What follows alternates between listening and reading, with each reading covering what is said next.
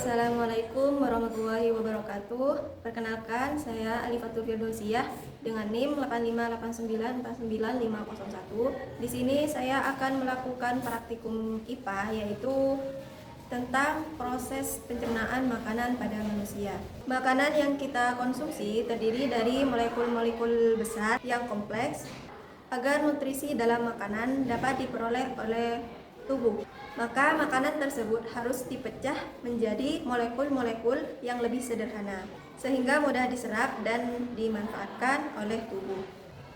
Dan proses tersebut disebut sebagai pencernaan.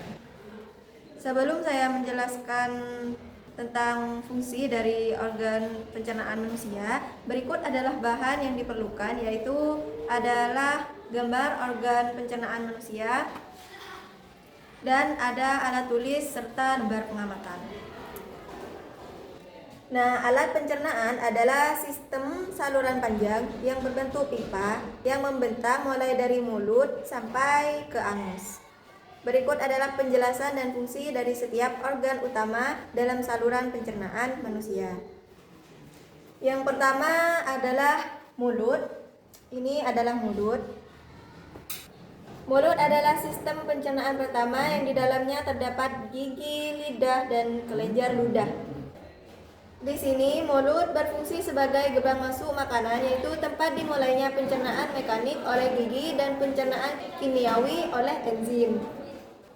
Kemudian setelah dari mulut, yaitu memasuki pada kerongkongan. Di sini adalah kerongkongan, atau yang biasa disebut sebagai esofagus, yang berfungsi untuk menyalurkan bolus atau gumpalan makanan ke lambung melalui gerakan peristaltik yang ritmis.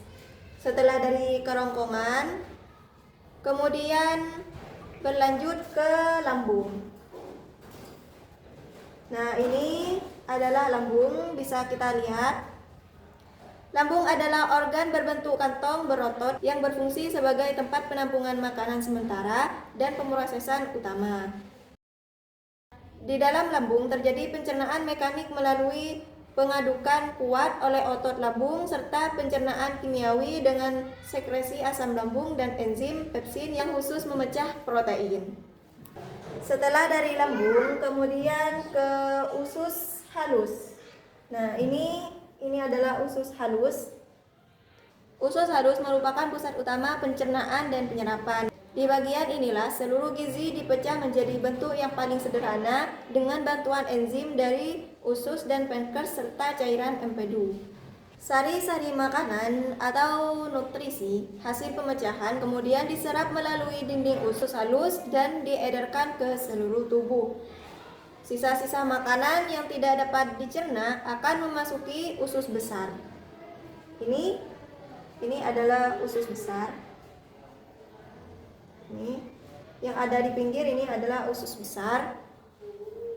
Usus besar berfungsi untuk menyerap air dan elektrolit yang tersisa serta memadatkan material buangan menjadi fases. Bakteri di usus besar membantu membusukkan sisa makanan fases yang telah membentuk, kemudian disimpan sementara di rektum.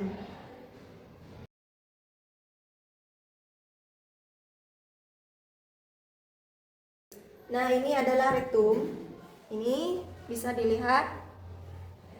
Rektum akan memberikan sinyal kepada otak ketika sudah waktunya untuk dikeluarkan. Setelah dari rektum, kemudian berlanjut pada anus.